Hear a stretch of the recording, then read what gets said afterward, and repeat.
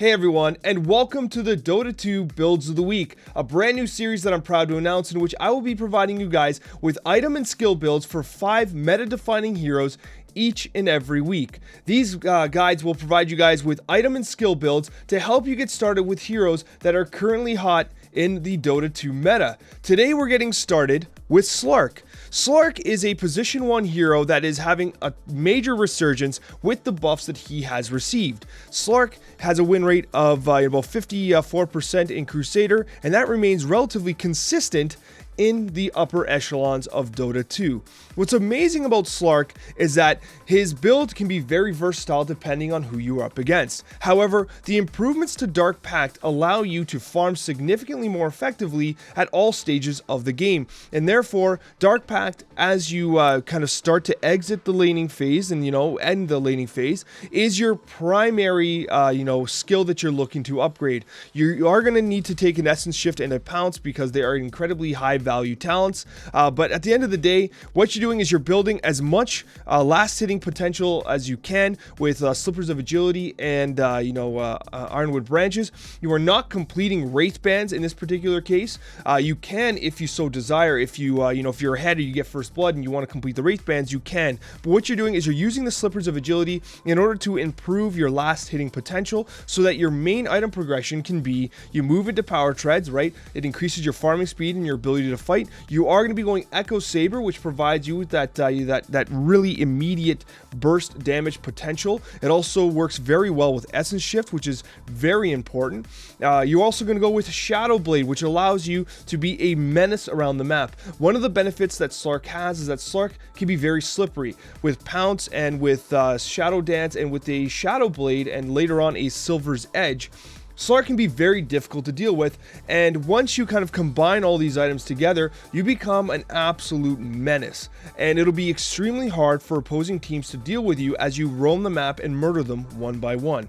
You end up finishing the game with BKB. The reason for this is because you ultimately want to ensure that you cannot be locked down with spells. Like a Crystal Maiden with Frostbite can prevent you from pouncing, and you want to really prevent that. Of course, skillful use of Dark Pact, which is a strong dispel, which will get rid of stuns and roots, is vital to your success as a Slark, and that's something that you'll build as you get more familiar with Slark. With regards to optional items, you're going to want to make sure that you pick up something like a Orb of Corrosion if you want to, stick to enemies a little better.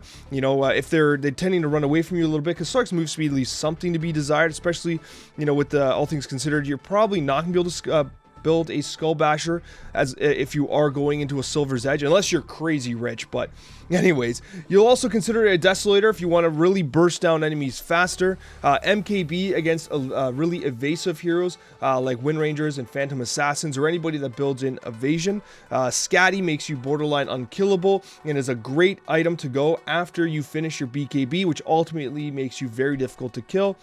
Diffusal Blade is a classic item, and usually you build Diffusal Blade instead of something like a Shadow Blade or an Echo Saber, and it's a different approach to the fighting, early game fighting for Slark. It's something to consider. Skull Basher again allows you to stun and lock down opponents, which is extremely valuable because although you have Pounce, after you pounce somebody, you want to be able to lock them down very effectively. And again, Sanjanyasha provides you with all the attributes that Slark particularly finds valuable, including agility, movement speed, and attack speed, which helps him to farm faster and ultimately burst down the opposition with Silver's Edge. Let's talk about hero number 2. And the next hero we're going to be talking about is position 2, and that is your mid Void Spirit. Void Spirit received a number of buffs that have really propelled him into the upper echelons of the Dota 2 meta. And then one of the nice things about Void Spirit is that all 3 of his skills have great utility at all stages of the game, and so you want to have all 3 relatively early. So with regards to a skill build, you are looking to go Resonant Pulse early. The reason for this is because it allows you to trade very effectively. The magic of the shield absorption, the damage, and everything it does really helps you to trade effectively in the lane, and is one of the skills that is kind of like a bread and butter for Void Spirit. You're also going to want to get your Aether Remnant, as it provides you with a lot of control in the lane, and when used skillfully, can provide you with great kill and gank opportunities. Finally, Dissimulate is an excellent skill that you can utilize to be very mobile and to do additional damage to your opposition. So by level 4, you will have a point in each while prioritizing Resonant Pulse. Of course, you will take Astral Step at level 6. This is a tremendous mobility and damage increase for Void Spirit. It's one of the benefits of having Void Spirit mid, that you can now be highly mobile and you can be doing a ton of burst-based damage. Just be sure to cast Astral Step one after another. You want to get a couple auto attacks in between, because if you just use both charges immediately while ganking somebody, you're not going to take advantage of the movement slow. So be sure to just kind of like stack them in a way where you can maximize their movement slow to then increase the opportunity for you to secure a kill. With regards to the talent tree, you are looking at mana regeneration. You're going to build towards Resonant Pulse and Spell Amplification, because ultimately this build revolves around you moving to your Aghanim's Scepter. The Aghanim's Scepter for Void Spirit allows you to basically get an additional charge of Resonant Pulse and allows it to silence, which has an incredible, team fight kind of attribution. It's something you really, really want to utilize in order to make sure that you can have a lasting impact on the game for your other cores. You are going to be building a bottle as a mid. Bottle still maintains a lot of its value, although being toned back ever so slightly. And Void Spirit happens to be very mobile and able to secure the runes very effectively. Null Talisman provides the spell amplification and the mana regeneration that the Void Spirit really needs, as well as the last hitting potential of the intelligence as well. You do benefit from Phase Boots as you want to be in and out very rapidly. He's a melee hero, so he gets the full benefit of Phase Boots and its phasing movement speed. And finally, you are looking to get Yule's Scepter of Divinity. This is mainly to, provide you with, escape from an silence or root, because Astral Step and Dissimulate are excellent skills to get away, but if you're rooted or silenced, well, you can't really cast them. So Yule's Scepter provides you with that added kind of dispel, or that added time to give you a moment to get things off cooldown or to dispel a silence that you can actually get away. It's also used as an excellent setup for Aether Remnant, so you can Yule someone in the air and then set up the Remnant to pull them as they land. And finally, Sanj and Kaya is a great combination that gives you strength, intelligence, and everything that Void Spirit really benefits from. With regards to optional items, you have your BKB, why wouldn't you want to build a BKB? Again, you're very susceptible to being slow, rooted, or stunned, or silenced, and things like that. Void Spirit can't do anything if you can't cast, so BKB is of incredible value. The Orchid is very valuable for the Void Spirit as well, because if you get an early advantage and you're ganking very effectively, the Orchid could basically be a death knell for any opponent that you are ganking. You Orchid them, and then you Astral Step, you do your combos on them, and next thing you know, they just explode, right? So it's an excellent item. Desolator provides you with added benefits for Astral Step, because the added damage kind of improves the effectiveness of Astral Step, of course, because for those that don't realize, Astral Step actually applies an immediate instant attack when you cast it. So that's why you get a benefit from Desolator. I'm throwing this in there. I have not had enough time to really test it fully, but Mage Slayer, the new Mage Slayer, might be really beneficial for someone like Void Spirit. Time will tell. The added magic resistance, because again, roots and kind of bursting him down tend to be the immediate counter to Void Spirit. He gives him intelligence, what he benefits from. The added mana regeneration he benefits from. Damage and attack speed. These are all things that he wants, right? So Mage Slayer is low-key, possibly one of the top tier items on Void Spirit. It's still early in the meta, but we're going to keep an eye on it. And finally, his Shard, which is, allows him to dissimulate even further away. So it's a very, very good Shard as well. Provides him with some added mobility in the late game. Though, of course, you're going to be prioritizing the Scepter first. Let's talk about position number 3.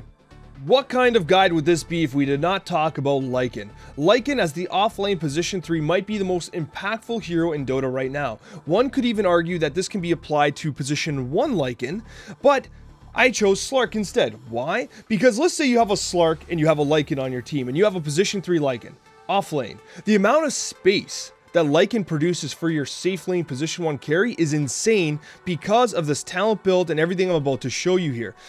Quite frankly, Lycan is out of control. It's probably going to get nerfed, so the builds of the week will probably be a little different next week. Of course, they're always going to be different, but Lycan might have some issues because I imagine Ice Frog is keeping a very close eye on Lycan. And the main reason for this is simple. You have a ton of damage potential through Summon Wolves. It allows him to last hit very effectively and basically just harass supports completely out of the lane. Very few supports can actually deal with the Wolves very effectively without committing a significant amount of HP and resources to getting rid of them. And in the build, what you usually do is you go 1 point into Summon Wolves and then 2 points into Feral Impulse at 2 and 3. The reason for this is because you get a lot of bonus damage. You can basically get double. It's double the effect for Feral Impulse, which is going to allow you to last hit more effectively as well, and providing you with a significant amount of benefit to your Wolves. From there, you'll go 2 points at 4 and 5 into Summon Wolves, so that you can get them to their invisibility and increase their damage and decrease their base attack time. Finally, you will be taking your Shapeshift at 6, and at 7, you complete your level 4 Wolves with Cripple. At that point, you're an absolute menace. And with regards to your item build, you're going to be starting... Okay, there's a couple ways to approach Lycan, and this is a more beginner-centric approach. If you're looking at pro games, you're going to notice that pros often just go basically a naked Quelling Blade, and they go into the Helm of Iron Will, which provides you with health and armor regeneration and is a core component of the Helm of the Dominator, right? That is what a lot of players are doing. However, that is a really high risk, high reward scenario. But if you're a relatively lower or mid MMR player, like the vast majority of us, you're not going to be able to do that very effectively because you're not going to have the CS and you're going to get harassed a little more. We're not pros, right? So with that being said, we need to temper our expectations a bit with the item builds. Do not directly copy the pros, and do something that you know can sustain yourself through the laning stage and actually make yourself viable. And the way I do this is I start with a Tango, Quelling Blade, Healing Self, and a Ring of Protection. Lycan only has 2 base armor, which is extremely low. He's very susceptible to harassment. The nice thing about the Ring of Protection is it later builds into your buckler, which you use for your Vladimir's Offering. Everything that you're building here is for the same goal, but the order at which you do it is very important because it gives you some added sustain. The Ring of Basilius, okay? You're going to be using your Wolves more or less off cooldown, and the reason you do this is because it allows you to last hit, and it's going to allow you to relieve pressure off yourself by pulling the supports out of the lane. And you are very mana strapped, and the Ring of Basilius is going to greatly benefit you and your ally to help you kind of maintain your laning presence and your mana. Because realistically, when you have Feral Impulse, that's a passive. You're not really using it, but the mana cost of Summon Wolves can be somewhat prohibitive. So you want to go with the Ring of Basilius. Then you're going to finish your Helm of the Dominator. You're going to be focusing on getting your Helm of Iron Will first, so you can get the armor and the health regeneration. That's going to sustain you in lane. Then you get your crown, then the recipe. And once you have that, you're going to take the tower. You're going to dominate a nearby creep. Hopefully it's a centaur or one of the high-end satyrs, and you're basically going to just march down their tower. It's gone. Once you get Helm of the Dominator, their tier 1 is gone. From there, you're going to complete your buckler with the Ring of Protection. You're going to get boots. Some people skip boots. You do have shapeshift, so in major team fights, you're going to be able to shapeshift and move very rapidly. But I still like the benefit of having boots throughout. I do like the Orb of Corrosion as well. Lycan is one of the fastest farming heroes in the game, especially once you have the Helm Dom and your Wolves are at level 4. This cost is almost nothing compared to the amount of benefit you get from helping to lock down heroes that you're chasing as a shapeshifted Lycan, or trying to close down a kill with your Wolves. Orb Corrosion provides a lot of cheap value. And then finally, you're going to complete your Helm of the Overlord. And it's actually not that far. You're like, Alex, that's 6,000 gold. And, that's so expensive. But bear in mind, right, you're completing a Vladimir's Offering and a recipe to complete the Helm of the Overlord. And your Vlad's almost done. You have your buckler. You have your Ring of Basilius. You're only completing your Morbid Mask, your Blades of Attack, and a couple other things to finish your Vlads and then finish the Helm of the Overlord. This whole time, you've been building towards it. The only things that don't build towards it are your boots and your Orb of Corrosion, which I still think provide a ton of value. And then finally, I do think that this build is not complete without a Drum of Endurance. I've been streaming Lycan a ton lately, and the Drums of Endurance have been doing a ton of work because you have a army of wolves, you have your Helm Dom, which is probably going to be on an ancient creep, and then you have your team fights. And what happens is you effectively, use that 45 attack speed and movement speed to close down, destroy towers, finish enemies, and just wipe the opposition. Not to mention the movement speed being granted to your allies. So it provides a ton of benefit to your team, and specifically all the summons you have, and of course your position 1, which is probably a right-click centric hero. The Agnum Shard on Lycan, which provides every single creep spawn, one of the waves at random will send one of your wolves down the lane. And the nice thing about this wolf is that it has cripple capability, so it can actually slow the attack speed of towers that it's hitting when you're on the other side of the map. The amount of push potential, and like those waves are always pushing because it has a wolf in it, which is an extra unit, right? Of course, if there's like an enemy in the lane, they're going to push the lane out and defend it. But while there's team fights happening, you're going to know, like, watch a Lycan replay, and you'll notice how much passive map pressure is being generated by this Agnum Shard. It's insane. And again, as an offlaner, you want to generate as much space for your position 1 as you can, and before you know it, the map opens up. Roshan is easier because you have more map control. Taking towers is easier. Even if you get wiped and the enemy team's going to make a move on you, because you've created so much map pressure, you can hold your buybacks, you can hold your glyphs of fortification because they have to fight through your waves first. So it has a ton of value and benefit. I do like finishing power treads at this point simply because, especially in lower MMRs, you are going to be fighting a lot as a position 3 Lycan, and it's just a ton of value. And finally, Assault Cuirass, because the amount of attack speed and armor, again, you are benefiting your summons and all your allies with the drums and the Assault Cuirass. And if you get an edge in a game, you could end at 25 minutes because you have your drums and AC. Well, you won't have AC at 25 minutes, but it amounts for a great push opportunity because the amount of attack speed, and with your units you'll have, you can just basically push down towers so incredibly fast as a Lycan with a Drums of Endurance and a Assault Cuirass. Optional items. As a position 3, definitely keep an eye out for going with a Pipe of Insight.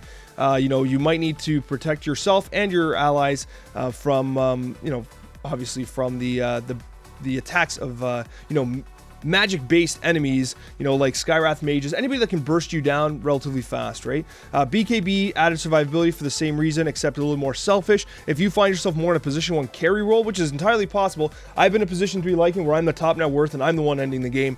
I go BKB over something like Pipe of Insight. If the game's on my shoulders, I go BKB. If the game's on my position 1 and 2 shoulders, I go Pipe of Insight. Desolator, same thing. If you want to end up, if you're carrying and you got a big lead, Desolator works amazing with Shapeshift and allows you to just burst guys down like crazy. Skull Basher allows you to basically lock down enemies, and Echo Saber works really well with Shapeshift as well to basically improve your damage potential. Nullifier, right? Anybody using Glimmer Capes and stuff like that, it's an excellent item that increases your damage, your armor, and your health regeneration, while also continuously dispelling and slowing, no less, an enemy hero, so that's very beneficial. And Butterfly, kind of greedy, not a little niche, but a damn good item on Lycan if you can happen to afford it. But overall, what you're doing with your talent tree is you're building towards your wolves. Statistically, the summon wolf's health actually has a higher win rate than the shapeshift duration. But if you're an average to mid MMR player, actually across all MMRs, you're probably going to be fighting a lot. And I think that the reduction in shapeshift is important, especially if you're a relatively new player or at a lower MMR, because what's going to happen is that you're going to be in more fights more often. And the result of that is that like your team's not going to fight around. Like if you're immortal, your team will fight around your shapeshift. But if you're a guardian or you're, a herald or whatever you happen to be, your team's not going to fight around shapeshift. So it's better if it's off of cooldown more rapidly so that you can be more of an impactful player. And Feral Impulse in the Wolf Summon, it's just too damn good.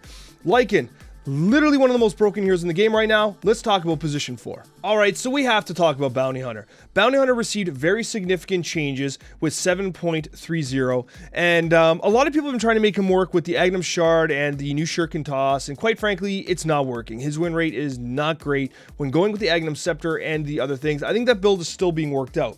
However, the build that is currently seeing a positive win rate is this one. And the way this is played is very straightforward. And I'll actually bring you into the game to illustrate this as well. But basically what you're doing here is you are focusing on building your Janata first, because you want to be able to secure last hits on the range creep for your carry, right? Depending on your carry, you know, Bounty Hunter might be responsible solely for taking that range creep out. So you want to go with Janata. It also provides you with a ton of harassment opportunities. And you're going to take a value point in Shuriken Toss early. Mini stun, extra damage, burst potential, all those things. It's just beneficial. And then you're going to be taking a point in Shadow Walk as well, because again, you're a Bounty Hunter and Shadow Walk is super helpful. Allows you to kind of move undetected, gives you an escape, and allows you to secure a kill if necessary with the movement slow added with Janata. However, the reason why this build is so successful is because this build is around helping your team secure kills from the position for position. Basically, you're getting your boots and your tangos. That allows you to move very rapidly on the battlefield, especially with Shadow Walk. You're a roamer as a bounty hunter. There's no question about it. What you're going to do is you're going to be taking an Orb of Venom early and a Tranquil Boots, so you can have a continuous presence on the map. You don't want to be going back to, like, you know, you could go Phase Boots for added escape, but the Tranquils give you that added sustain that lets you kind of remain on the map and have a presence, as opposed to having to go back to Fountain so often. And what this build basically revolves around is building towards a Medallion of Courage and ultimately a Solar Crest. So that what you do is you combo Track with Shadow Walk and Janata, your Shuriken Toss, and you actually apply your Solar Crest on the enemy, which reduces their armor, reduces their movement speed, and reduces their attack speed, which makes them incredibly vulnerable. Alternatively, later in the game, you can also apply Solar Crest to your position 1, 2, or 3 carry, but realistically, especially in the mid and early game, you're going to be using your Medallion and Solar Crest to basically sneak up on an enemy with Shadow Walk, Janata them out of Shadow Walk so that you apply the slow and the bonus damage, and then you're going to Solar Crest them, Shuriken them, and basically blow them up. And that's what's happening. The benefit of the Aghanim's Shard is that you're going to be basically incredibly tanky, and you're going to be stunning them out of Shadow Walk, which increases your opportunity and kill potential. And when you look at your talent tree, everything revolves around improving your gank capabilities. So you're going to get 2 extra seconds on the slow from Shadow Walk. You're going to be giving an additional movement speed to your allies based on the tracked target. You're going to be getting track ground vision, which is incredible, right? And if you get that far, extra track goal. But you probably don't get to level 25 as a position for Bounty Hunter. You will get to level 20, and that extra ground vision is game winning, okay? So I'm just going to show you guys this quickly, just to give you guys a quick idea of, you know, how it goes. And Bounty Hunter is a hero that at position 4 is seeing more success at higher brackets, but I just want to like give you guys an indication of how this is going to work here. This is not even the same guide. This is a different guide here. So what we're going to do here is we'll take this here. We're going to we'll just hold on to this right now. Oh, I should mention, while I'm in here, I'll show you the benefit of Force Staff as well. So what we're going to do is we're going to just we're going to level ourselves to max. We're going to get an enemy here. We're going to level him to max as well. Now, remember, also, Janata can actually be turned on and off. So if you want to secure a last hit with it, you can actually basically use it as a selectable thing to make sure you're securing a range creep, by the way, which is very important. But the way the combo works essentially is, oh, you're going to want the Aghanim's Shard as well. So what you're going to do is the Aghanim's Shard, again, gives you damage reduction while you're invisible and allows you to stun and lowers its cooldown. So what you're going to do is you're going to track. Okay, you got the track set up. Okay, you're going to hit, and then you're going to apply that, and you know what you can do? So you're going to apply the negative armor so your teammates can kill him, right? He's tracked, negative armor, move speed reduction. He's slowed by your, well, you would have a Orb of Venom as well. It's very hard for him to get away. But let's say you get encountered on, right? Let's say you actually, someone comes on you here. So you do this, and then you can disengage with the Force Staff as well, which can also be used as a defensive item for your teammates in other team fights as well. So it's something to keep in mind. And when you consider the fact that you can have a Orb of Venom, right? Track, Orb of Venom. So his move speed gets completely destroyed. So he's stunned and he can barely move with the effect of the Solar Crest, the Orb of Venom, and everything else. And once again, you can disengage as you wish with the Force Staff. That is kind of the idea of what you're doing. Bounty Hunter just might die. There's no question about it. He's not the tankiest hero in the world. He might die. But it's one of those things where the Aghanim Shard will give you the added, survivability. You basically have to survive just long enough for your, for you to be able to recast, which is pretty much immediate. Recast your Shadow Walk. And with regards to other items, Spirit Vessel, very valuable for position 4 if you're against very tanky lineups. Force Staff, we just showed why. You can use it as a save for your teammates and as a disengage for yourself. And of course, Heaven's Halberd if you're against a right-clicking centric lineup. And remember, much like the Solar Crest, Heaven's Halberds can be used out of invisibility. So you stun, you hit a guy, you disarm them, so they're like, oh, I'm being ganked. I can't even do anything about it. That is the benefit of Bounty Hunter right now, okay? I'm going to continue to keep an eye on, like, the Aghanim's Scepter build and, like, the bouncing shuriken stuff, but ultimately, you know, you'd have to do a completely different build because you need the talents of the 40 Janata damage, you need the Shuriken Toss damage, you need the Janata Steel. It's literally the opposite. You can't do both. Like, you literally have to do everything in gray and build an Aghanim Scepter for that build to be viable. There's no middle ground between Bounty Hunter right now. So let's keep an eye on that, and I'll bring you an update in a future episode. Let's talk about position number 5. All right, for position number 5, we are talking about hard support Dazzle. Dazzle is doing phenomenal right now across all levels of Dota 2, and the most effective way to play Dazzle right now is, well, hyper aggressive. So regardless of your MMR, what you're doing is this. You're starting items, right? You're taking sustained items. You want to be able to heal your core if necessary. You're going to take the Sentry Ward always with you in order to ensure that you can pull as required as a position 5. You don't want to have your camp blocked, or you could alternatively even block their hard camp if you so desire. You're going to be using Iron Branches to trade more effectively and in combination with a Tango to remain sustained. Blightstone. Blightstone's important for Dazzle. You're going to be right-clicking the opposition a lot in lane. Dazzle is one of the most aggressive position 5s you can play, and the reason for this is Poison Touch. Poison Touch is physical damage, okay? Armor protects you from physical damage. If you reduce an opponent's armor, you're increasing the amount of damage your right clicks and Poison Touch do, which greatly increases the amount of damage Dazzle does as a whole. And when opponents underestimate the amount of damage a position 5 Dazzle can do, like an Axe who comes in, he's like, oh, I'm Axe, I'm super tanky, not a level 1 to 3, and Dazzle's gonna murder you. Like, it's incredible. And then your ally is gonna say, oh, look, this Axe is in trouble, Dazzle's doing a great job, and because you have the negative armor being applied to the hero, it benefits both you and your ally who are attacking the single target. So Dazzle is an incredible hero if you want to be very aggressive. Poison Touch, level it early. It's your primary kind of thing you want to level, and then Shadow Wave for the heal and added sustained damage. Now listen, if you're at low MMRs, your carry is probably absolute garbage, okay? And when they die or feed, they're going to ping the fact that you don't have Shallow Grave at level 1, 2, or 3.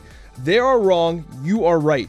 You are to take Shallow Grave at level 4. There's no reason for them to be feeding from levels 1 to 3, and even if you have Shallow Grave, they're effectively useless because they're at no health sitting in lane, right? And they can't even trade, they can't get CS, they can't do anything.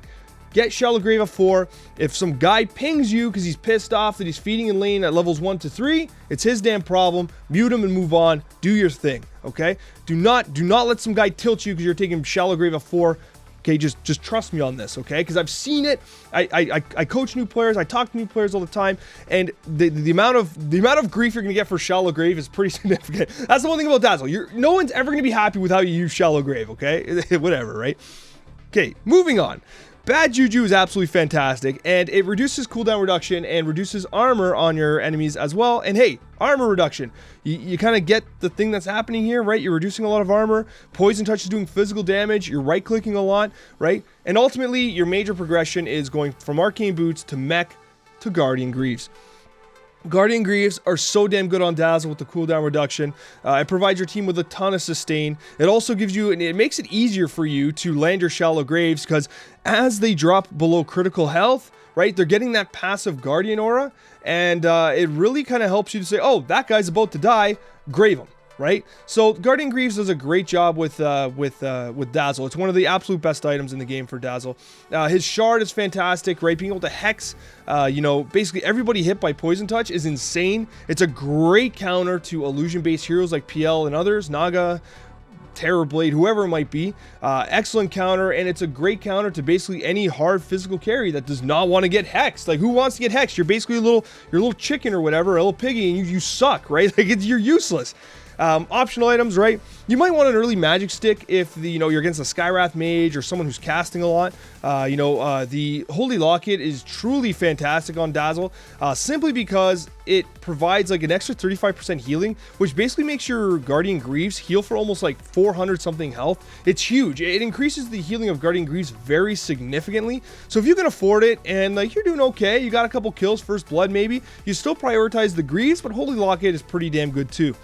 Finally, from there, your usual position 5 stuff. Force Staff is a save for yourself and your allies. You want a Glimmer Cape, a save for yourself and your allies. And a Ghost Scepter. If the opposing team is doing like super crazy right-click heavy builds, right, Ghost Scepter is going to save you and keep you alive. I know you want to say, well, that's what Shallow Grave is for. But you can Ghost Scepter yourself and Shallow Grave an ally and effectively save 2 people at once, which is extremely important and extremely valuable, right? That's Dazzle, and with regards to your talent tree, you're getting your mana regeneration, you're getting your strength, it's a ton of health. This is still one of the weirdest talents in the game, by the way. You're going to get a heal on Shallow Grave, which benefits, of course, if you have your Holy Locket, and a bad Juju armor reduction if you happen to get to level 25. But that's Dazzle, and that's the builds of the week, guys. I hope that you guys enjoyed this video. Let me know in the comments what you guys think. Thank you guys so much for watching, and a very special thank you to all of our wonderful subscribers. We will see you next week on the next episode of the Dota 2 Builds of the Week.